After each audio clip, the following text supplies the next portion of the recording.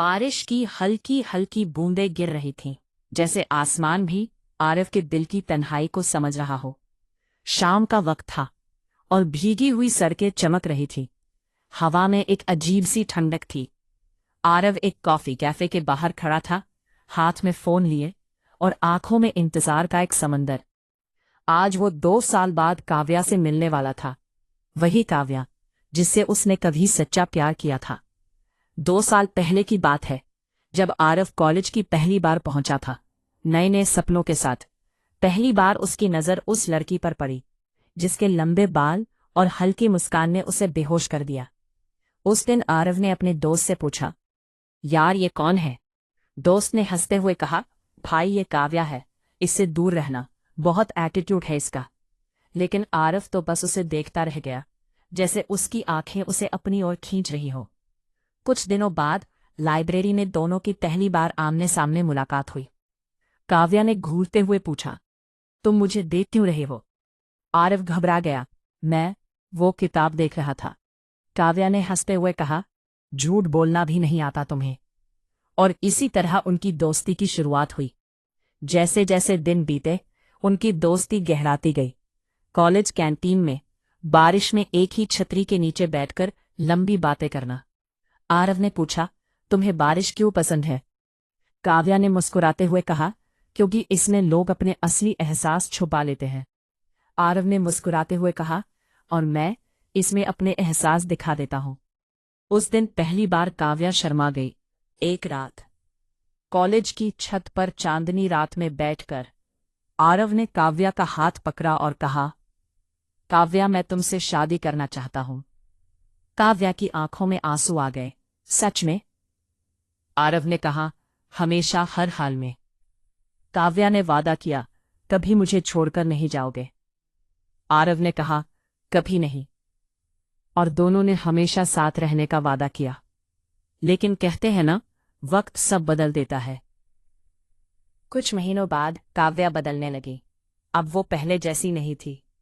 कम बातें, कम कॉल्स और हर बार एक ही जवाब, मैं बिजी हूं। आरव परेशान था। एक दिन उसने काव्या से पूछा, तुम बदल क्यों रही हो? काव्या ने ठंडी आवाज में कहा, कुछ नहीं, बस थोड़ा स्पेस चाहिए। आरव चुप हो गया, जैसे उसके दिल में एक गहरी दरार आ गई हो। एक दिन आरव ने काव्या को कैफे में देखा, लेकिन वो अकेली नहीं थी। वह किसी और लड़के के साथ बैठी थी, हंस रही थी, वही मुस्कान जो कभी सिर्फ आरव के लिए थी। आरव अंदर गया और पूछा, काव्या ये कौन है? काव्या थोड़ी घबरा गई। वो बस एक दोस्त है। लड़के ने बीच में ही कहा, मैं उसका फियांसे हूं। जैसे किसी ने आरव के दिल को तोड़ दिया हो। क्या? आरव की आवाज कांप रही थी। कैफे के बाहर बारिश तेज हो चुकी थी। आरव पूछता रहा, तुमने ऐसा क्यों किया? काव्या ने कहा, मैं मजबूर थी। आरव ने कहा, मजबूरी में धोखा दिया जाता है? काव्या रोते हुए बोली, मेरे पापा, उन्होंने मेरी शादी तय कर दी है। आरव ने कहा, तो तुमने मुझे बता क्यों नहीं दिया? काव्या ने कहा, मैं तुम्हें खोना नहीं चाहती थी। आरव हंस पड़ा, दर्द भरी हंसी। और अब क्या बचा है खोने को? उस रात आरव अपने कमरे में अकेला बैठा था, फोन बार बार देख रहा था, शायद उसका मैसेज आए। और फिर एक मैसेज आया, काव्या का। आरव, मैं बुरी हूं, मैंने तुम्हें धोखा दिया, लेकिन यकीन मानो, मैंने तुमसे सच्चा प्यार किया था। बस हिम्मत नहीं थी तुम्हारे साथ लड़ने की। तुम खुश रहना और मुझे भूल जाना। आरव की आंखों से आंसू बहने लगे। उसने फोन को कसकर पकड़ा और बस एक ही लाइन टाइप की, मैं तुम्हें कभी नहीं भूल पाऊंगा। लेकिन उसने वो मैसेज भेजा नहीं।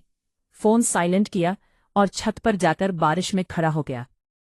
कुछ महीने बाद वही आरव जो कभी टूट गया था, अब बदल चुका था।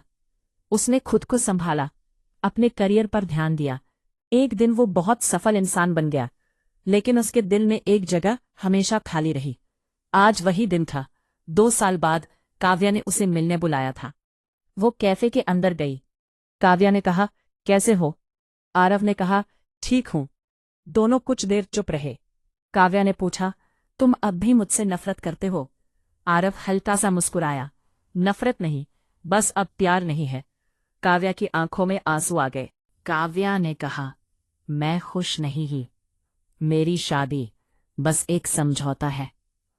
आरव ने उसकी तरफ देखा, लेकिन इस बार उसकी आंखों में वो प्यार नहीं था। आरव ने कहा, तुमने उस दिन मुझे खो दिया था। और जब आरव उठकर जाने लगा, काव्या ने उसका हाथ पकड़ लिया। क्या हम फिर से? आरव ने धीरे से उसका हाथ छुड़ाया। कुछ कहानियां वापस नहीं आती। और वो चला गया। बारिश फिर से शुरू हो गई थी, लेकिन इस बार आरव भीग नहीं रहा था, क्योंकि अब वो समझ चुका था, प्यार हर बार साथ नहीं देता, लेकिन वो हमें मजबूत जरूर बना देता है। ऐसी ही मजेदार कहानियों के लिए चैनल को सब्सक्राइब जरूर करें।